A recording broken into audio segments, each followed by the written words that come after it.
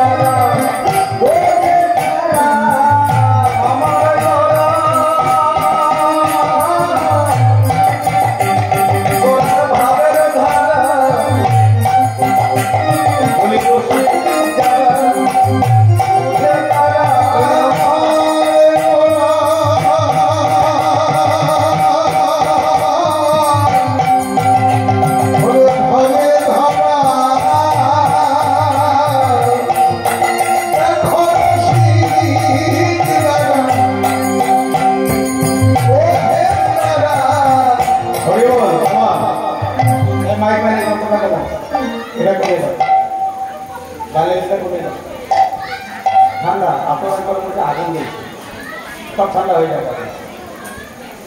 জানি তাই, হ্যাঁ আমারটা সবচেয়ে উপকার। নিতাই নিতাই হলো, যারা রসিক তারাই বুঝতে পারবে। আর আঞ্জনে কিন্তু গৌর হরির ভাব কথা শুধু দেখেই যাবে, দর্শন করে যাবে, ওরা বুঝতে তারা পারবে না। তাহলে রসিক হতে হবে কেমন করে? প্রথমেই আমরা যদি জানতে চাই যে রসিক হতে হবে কেমন ভাবে, যে আমি গৌর হরির ভাবটা দর্শন করবো, বুঝতে পারবো, হ্যাঁ, তাহলে রসিক হতে হবে। রসিক হতে কেমন? আমার গুরু গোসাই বলো না না, ওই পুকুরে স্নান করে চলে এলাম, টিউবওয়েলের তলে, হ্যাঁ টিউবওয়েলের জলে গাটা ভিজে চলে এলাম, শালীদেরকে নিয়ে শালাদেরকে নিয়ে রসিয়ে ফিসে কথা বললাম, ওরা হিসে কোটে কোটে যাচ্ছে। বাবা দুটো নাতি পুঁতি নিয়ে হাসিয়ে বসিয়ে কথা বললাম, ওরা হেসে গুটাগুটি যাচ্ছে, গুটিয়ে পড়ছে, লুটিয়ে পড়ছে, নিজে নিজে মনে মনে ভাবছে, মা নিজে মনে মনে ভাবছে আমি বড়ই রসিক। বলে এটা কোনো রসিক নয়, রসিকতা নয়। তাহলে রসিককে, যিনি আমার রসিকেন্দ্র চূড়ামণির সন্ধান জানে, হরি বল হরি, যিনি আসল রসের ভিয়ার জানে, যিনি কৃষ্ণ নাম রসের ভিয়ার জানে, সেই তো হলো পরম রসিক।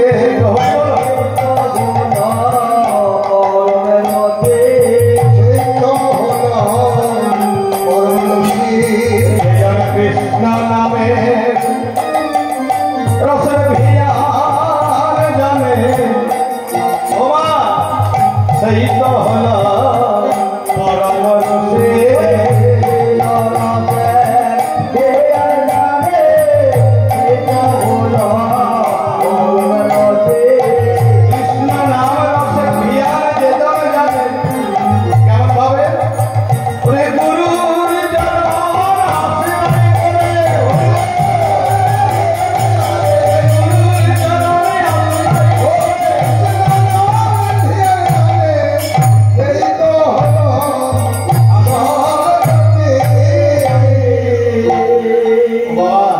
একটা কথা বলে না সবাই যে যা আছে বিশ্ব ব্রহ্মাণ্ডে, তোমার এই বিশ্ব ব্রহ্মাণ্ডে যা আছে তাই আমাদের এই দেহের মধ্যে আছে, কি বাবা, তাই না?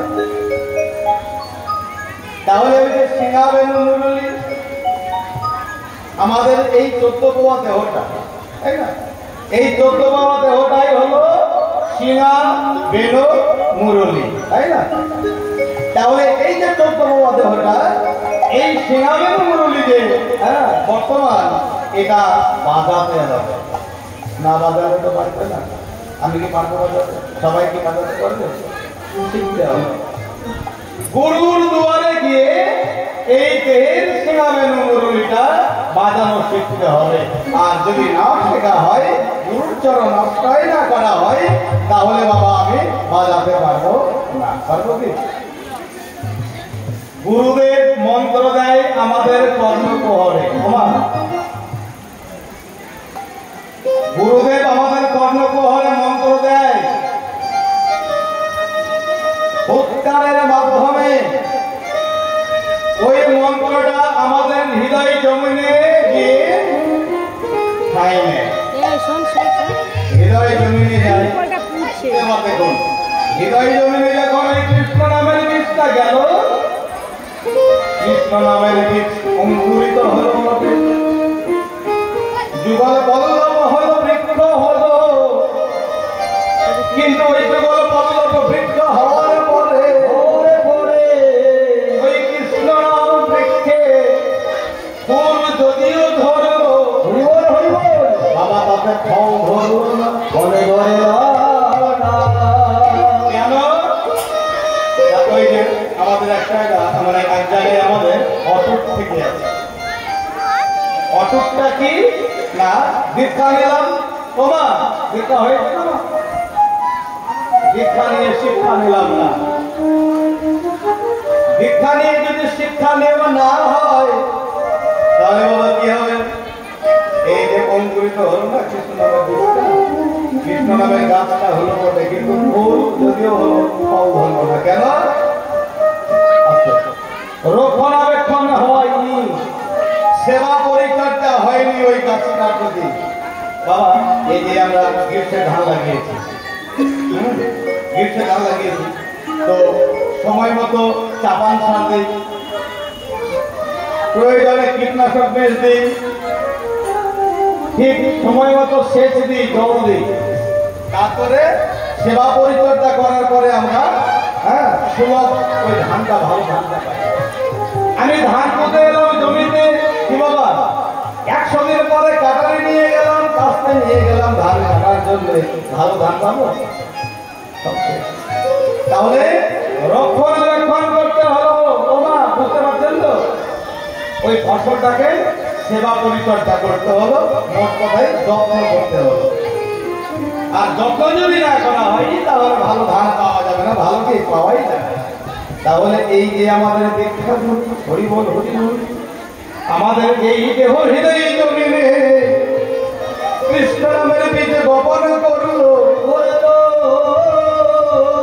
কিন্তু কৃষ্ণ নামের বীজটা অঙ্কুরিত হবে, বৃক্ষ হবে, ফুল হবে, ফল হবে।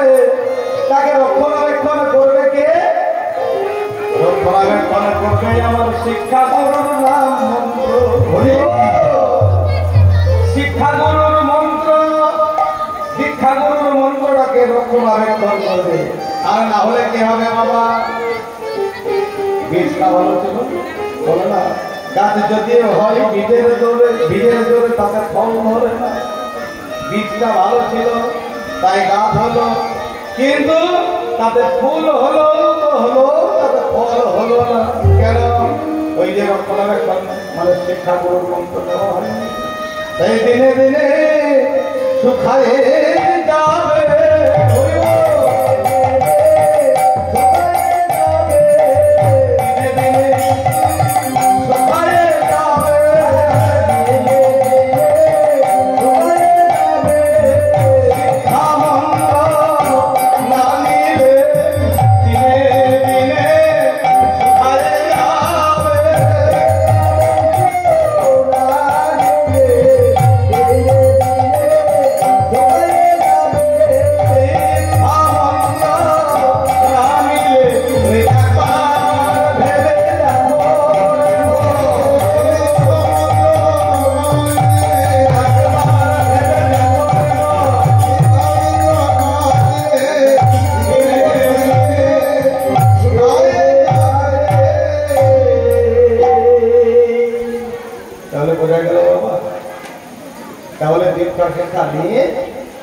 দেহের মধ্যে আছে কি না মুরলী, তাই না?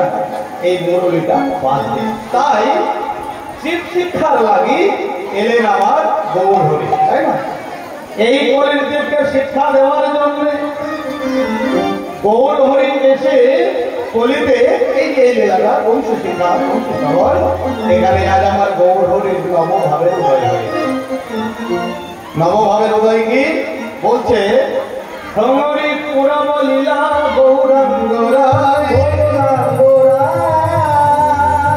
সমরি মানে উত্তেজনা পূর্বক ভাব বসত, মানে পুরবের ভাব জেগেছে আমার গৌর হরি।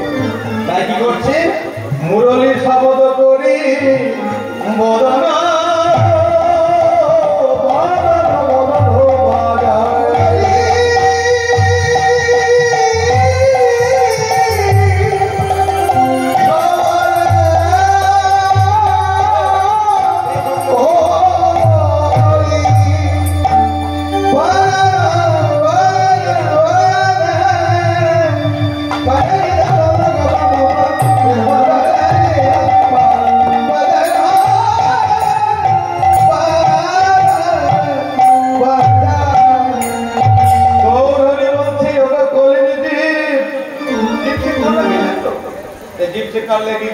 নিজে বদল বাজান কেমন করে? মুরলী ঠিক যেন বাজাতে যাচ্ছে, কেমন ভাবে মুখে সিটি দিচ্ছে, তাই না? মুখে শীষ দিচ্ছে। কেউ কেউ মনে মনে ভাবে আই গৌর হরি কে মুখে সিটি মানে মুখে শীষ কাটে। হ্যাঁ, পুরবের ভাগে রাখতে তো আমার গৌর হরি, তাই মাসি তো নাই। এখানে কি মাসি আছে?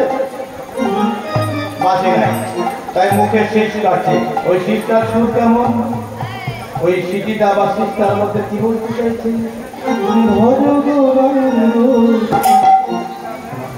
ভজ শ্রীকৃষ্ণ কহ শ্রীকৃষ্ণ লহ শ্রীকৃষ্ণের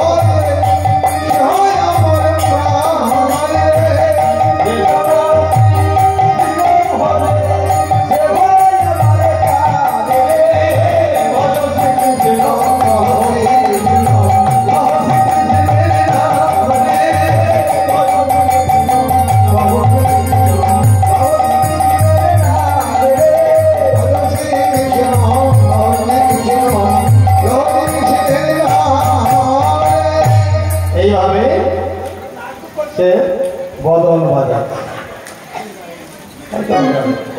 তাই তো বাজাবে। এই দাপর যুগে ছিল আমার গৌর হরি, যখন দাপর যুগে গোবিন্দ ছিল তখন মাসি ছিল। আর এই কলিতে তো আমার গৌর হরির কোনো মাসি নাই। হরি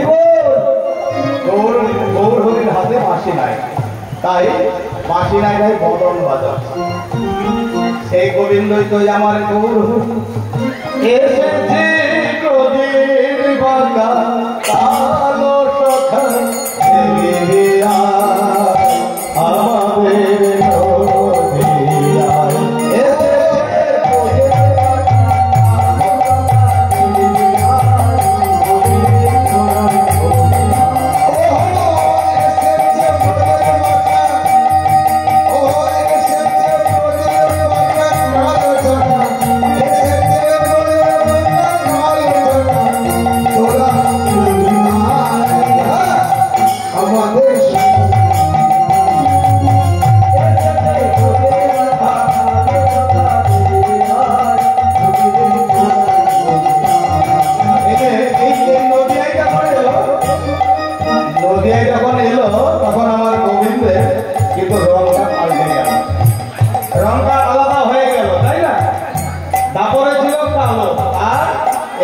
তো হলো গোড়া বর্ণের, মানে সাদা বর্ণের।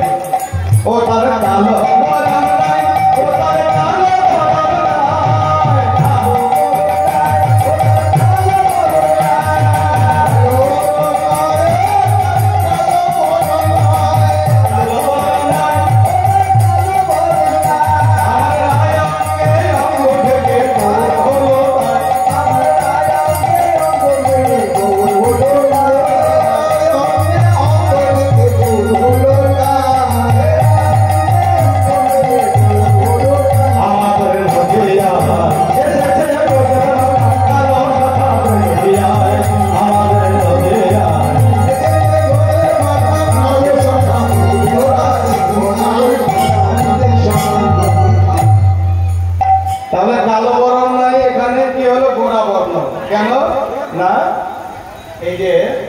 আমার রাধা রানীর বর্ণটা বাইরে, আর গৌর হরি মানে গোবিন্দ গোবিন্দ ভাবটা ভেতরে, আর রাধা বর্ণটা বাইরে।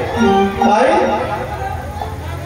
গৌর হরি এসেছে এখানে, তার বাসি নাই, বাসি ঘোড়ায় এসেছে তো এখানে বাসি নাই, তাই বদন বাজাই, বদন বাজাই। আর কলিযুগকে বলে গো তোমরা বদন বাজাও, বদন বাজাও মানে বদনে কি বলতে হবে?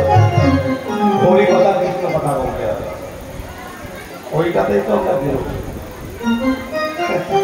আমরা সব বলতে পারি, কিন্তু হরি কথা কৃষ্ণ কথা আমরা বলতে একটু নারাজ। এই তো সনাতনী আমরা, বড় মুশকিল কথা। সনাতনী আমরা আমরা ভগবানের নাম নিতে লজ্জা করি। আসতে আমরা সনাতনীরা ভগবানের নাম নিতে লজ্জা করি। আর বিধর্মী যারা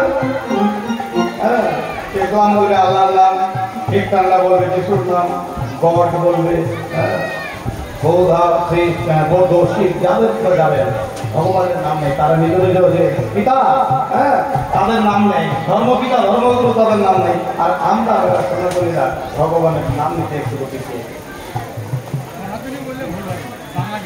বাঙালি। সরি বল, এটা করলে কিন্তু হবে না। ধর্ম নিজের ধর্মকে নিজে টিকিয়ে রাখতে হবে। ধর্ম কাকে বলে? দুটাকে কথা বলি, ঠিক আছে?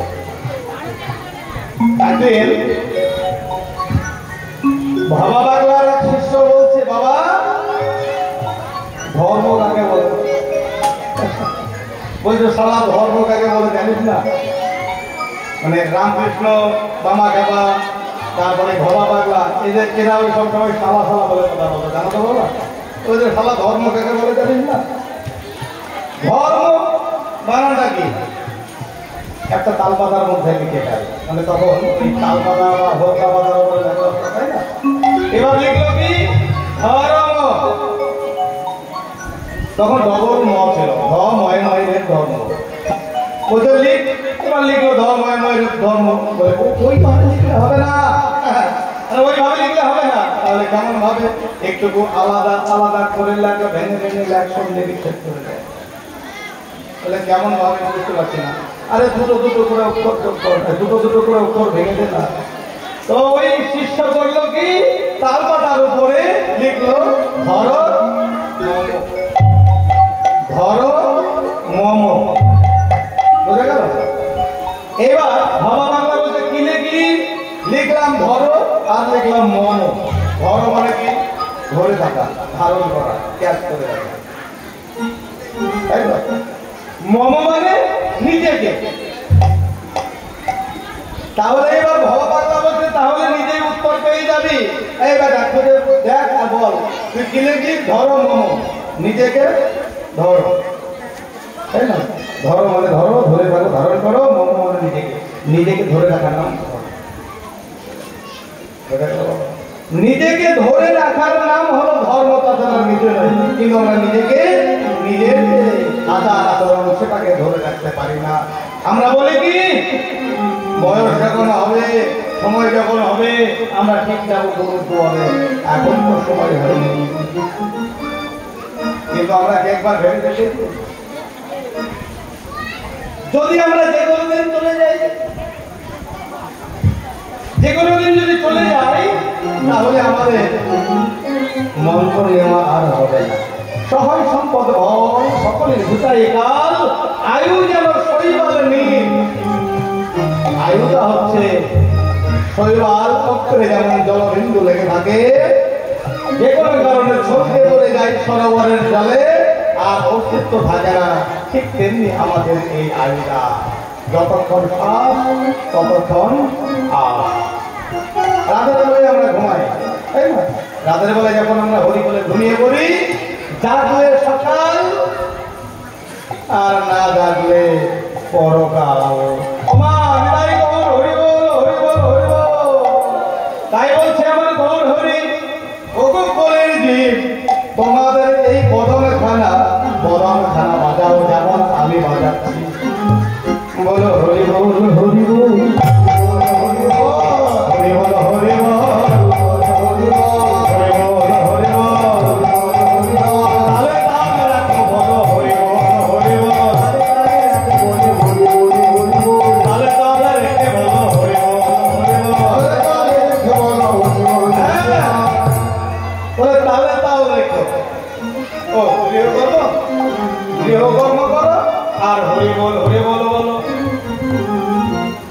হাতে করো গৃহ কাজ, মুখে বলো হরি। মুখ দিয়ে তো কোনো কাজ করতে হয়, হাতে কাজ করার মধ্যে হরি হরি বলো কেন? গৌর হরি তো তোমাদের জন্য নিয়ে এলো কোথা থেকে? গোলক থেকে ভোলকে কিশোরীর ভান্ডার লুণ্ঠন করে দ্বাদশ বস্তা পরিপূর্ণ করে এই হরিনাম নিয়ে এলো। তাই বলছে এই হরিনাম তোমরা বলবো। গৌর হে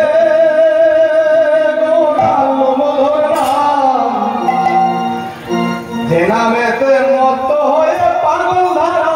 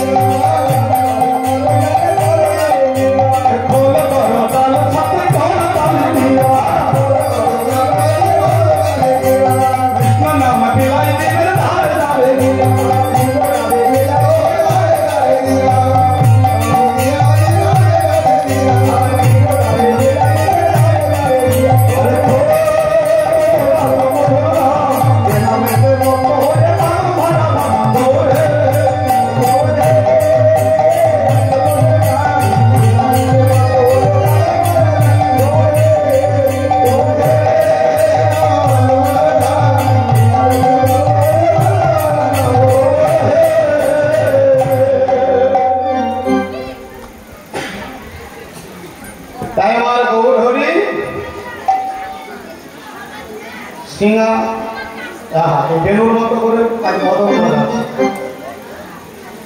পাশে ছিল কি তার সখা ভবিষ্যৎ বলব গদাধর। গদাধর কি করলো? ওই তো গৌর হরি আমার ভালো মতো নিরাজ আছে, আমি তাহলে তার কাছে যাই।